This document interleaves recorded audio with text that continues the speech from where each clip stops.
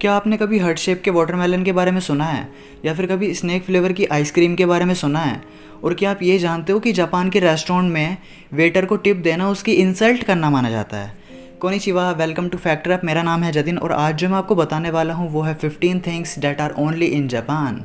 So without any further delay let's get started.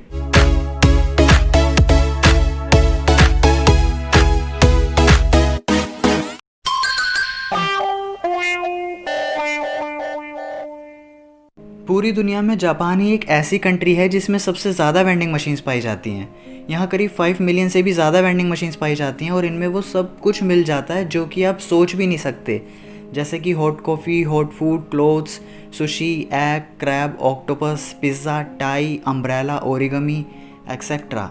And according to Japan vending machine manufacturing association, हर साल यहाँ पर सिर्फ vending machines पर ही $60 बिलियन से भी ज़्यादा का खर्चा किया जाता है।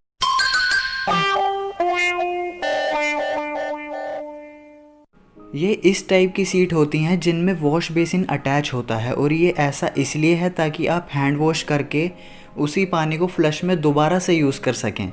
ऐसा करने से काफ़ी पानी बचता है and you know better that water is so precious for us. इसलिए मेरे हिसाब से तो ये सभी कंट्रीज़ में होना चाहिए।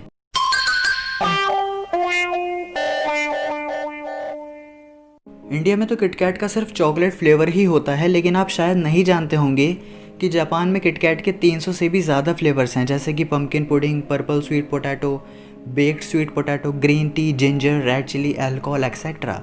ये तो सिर्फ वो फ्लेवर थे जो थोड़े वियर्ड लगते हैं सुनने में। इनमें नॉर्मल फ्लेवर्स भी होते हैं, जैसे कि रोज़, एप्पल, मैंगो, बनाना, सकूरा यानी कि cherry blossom etcetera.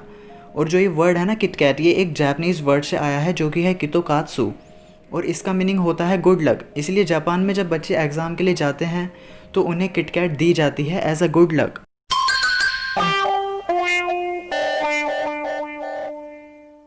Capsule hotels में सिंगल बेड वाले छोटे छोटे रूम्स होते हैं जो कि कैप्सूल की शेप में होते हैं और ये उनके लिए होते हैं जिन्हें सिर्फ एक रात के लिए ही रुकना हो और वो सिर्फ एक रात के लिए ही किसी एक्सपेंसिव होटल में रूम बुक नहीं कराना चाहते या फिर एक्सपेंसिव होटल को अफोर्ड नहीं कर सकते, और ये काफ़ी चीप रेट्स में अवेलेबल हो जाते हैं। ये दो टाइप्स के होटल्स होते हैं, एक तो कैप्सूल होटल्स जो कि चीप होते हैं और दूसरे थीम्ड कैप्सूल होटल्स। ये एक्सपेंसिव होते हैं लेकिन इनमें फैसिलिटीज़ भी बहुत ज़्यादा होती हैं, जैसे कि gaming room, vending machines etcetera. लेकिन थीम्ड कैप्सूल होटल्स ज़्यादातर ओसाका, टोक्यो और क्योटो में ही मिलते हैं।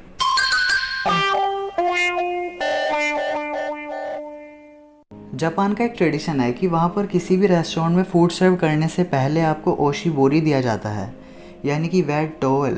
विंटर के लिए हॉट टॉवल और समर के लिए कोल्ड। और ये ऐसा इसलिए किया जाता है ताकि आप इससे अपने हैंड क्लीन कर सकें। इसे काफ़ी हाइजीन मानते हैं वो लोग।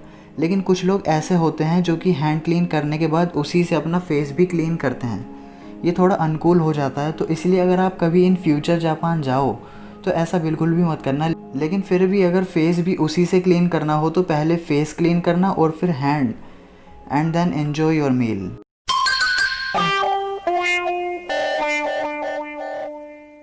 ये ऐसे स्टोर्स होते हैं जिनमें कोई होता नहीं है बिल काटने के लिए। इन स्टोर्स में लोग मोबाइल से ही पेमेंट करते हैं और ये 24 घंटे खुले रहते हैं। और ये ऐसे लोगों के लिए काफ़ी अच्छे होते हैं जिन्हें आधी रात को भी कुछ चाहिए होता है तो वो यहाँ जाकर बाय कर सकता है। इनसे लोगों का टाइम भी बचता है, क्योंकि जापानीज़ बहुत मेहनती होते हैं तो उनके लिए टाइम की वैल्यू ज़्यादा होती है। अब अगर आप सोच रहे हो कि ऐसे तो कोई भी सामान लेकर चला जाएगा बिना पेमेंट के, तब क्या होगा? वहाँ के लोग ऐसे नहीं है कि फ्री में सामान लेकर चले जाएं, तो ऐसा नहीं होता।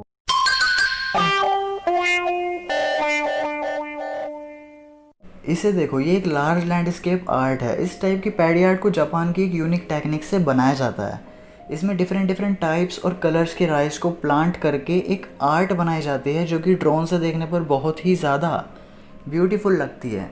इस टाइप की आर्ट को सबसे पहले जापान के आमोरी प्रीफेक्चर के किसी छोटे से विलेज में बनाया गया था, जिसकी पॉपुलेशन है अप्रोक्स 8000।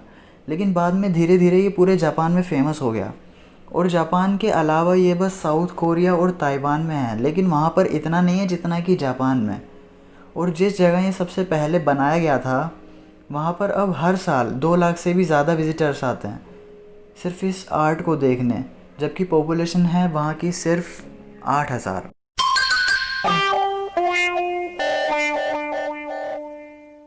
जैसा कि हमें सबको ही पता है कि वाटरमेलन राउंड और ओवल शेप का होता है, लेकिन जापानीज़ फार्मर्स इसे डिफरेंट टाइप की शेप्स में उगाते हैं, जैसे कि स्क्वायर, हार्ट, ट्रायंगल और भी शेप्स होती हैं। जब ये उग रहे होते हैं तब इन्हें स्क्वायर या हार्ट शेप के कंटेनर में बंद कर दिया जाता है ताकि इनकी शेप्स कंटेनर जैसी ही हो जाए।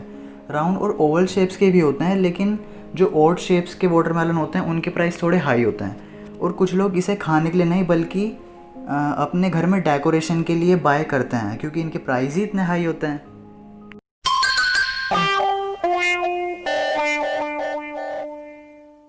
जब कभी मेट्रो में ज़्यादा पैसेंजर्स होते हैं तब ओशिया यानी कि पुशर्स को बुलाया जाता है और इनका काम होता है ज़्यादा से ज़्यादा पैसेंजर्स को पुश करके अंदर करना ताकि मेट्रो का गेट बंद हो सके।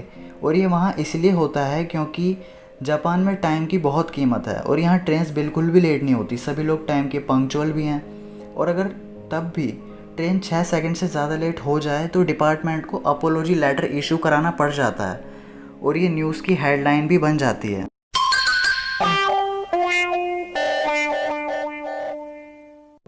जापान के हॉट स्प्रिंग एम्यूजमेंट पार्क्स में ऐसे पूल होते हैं जो कि रेड वाइन, ग्रीन टी और इवन कॉफ़ी से भरे होते हैं और लोग आकर उसमें बात करते हैं, लेकिन उसे डायरेक्ट पूल में से पीना मना है।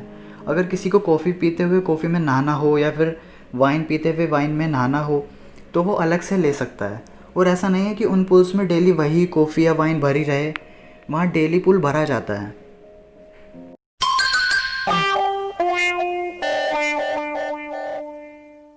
आपने बहुत से रेस्टोरेंट्स में देखा ही होगा कि वो डिशेस के पोस्टर्स लगा के रखते हैं, जो कि हमें भी पता होता है कि फ़ोटो और रियलिटी में कितना फ़र्क है। लेकिन जापान में रेस्टोरेंट्स के बाहर डिस्प्ले में आर्टिफिशियल डिशेस के मॉडल को रखा जाता है जो कि सेम ओरिजिनल डिशेस की तरह ही लगते हैं, जिसकी वजह से मेन्यू कार्ड की भी ज़रूरत नहीं पड़ती। जिसको जो डिश अच्छी लग रही होती है वो सिंपली पॉइंट करके बता देता है। इस टाइप के फूड मॉडल्स को वो लोग प्लास्टिक, सिलिकॉन, पॉलीविनाइल क्लोराइड और ऐसे ही बाकी मटेरियल से बनाते हैं और ये कस्टमर्स को काफ़ी अट्रैक्ट भी करता है because it's look like so realistic. और हर रेस्टोरेंट प्लास्टिक रेप्लिका बनाने के लिए मिलियंस ऑफ येन खर्च करते हैं।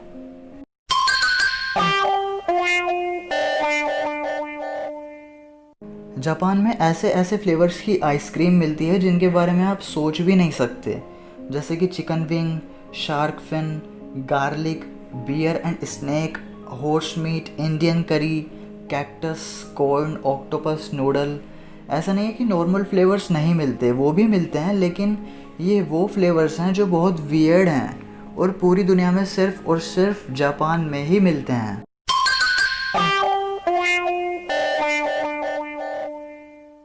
ओकुनोशिमा एक छोटा सा आइलैंड है जो कि जापान के हिरोशिमा प्रीफेक्चर में है और ये island hundreds of wild rabbit से भरा हुआ है। जापान का ये आइलैंड टूरिस्ट डेस्टिनेशन है और यहाँ टूरिस्ट आते रहते हैं रैबिट्स के साथ टाइम स्पेंड करने, और इसका भी अलग अलग चार्ज होता है कि आप कितनी देर रैबिट्स के साथ टाइम स्पेंड करना चाहते हैं। और ये वर्ल्ड पॉपुलर डेस्टिनेशन भी है, लेकिन तब भी काफ़ी कम लोगों को ही इसके बारे में पता है। और ये शुरुआत से यहाँ नहीं थे, वर्ल्ड वॉर 2 के टाइम पर लोग रैबिट्स को यहाँ लाकर छोड़ देते थे। फिर इस आइलैंड पर इतने रैबिट्स बढ़ गए कि इसे रैबिट आइलैंड नाम ही दे दिया गया।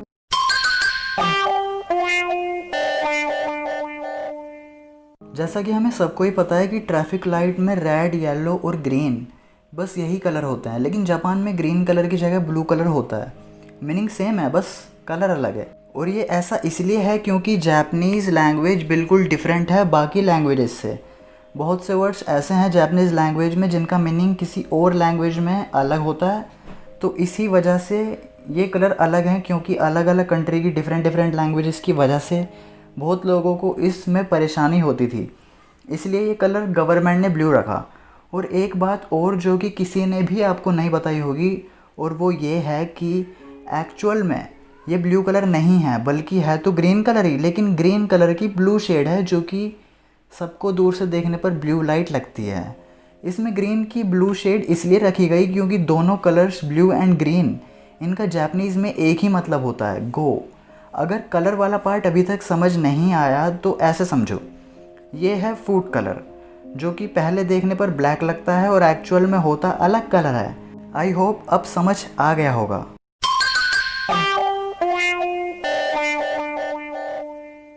Tipping is an insult of waiter.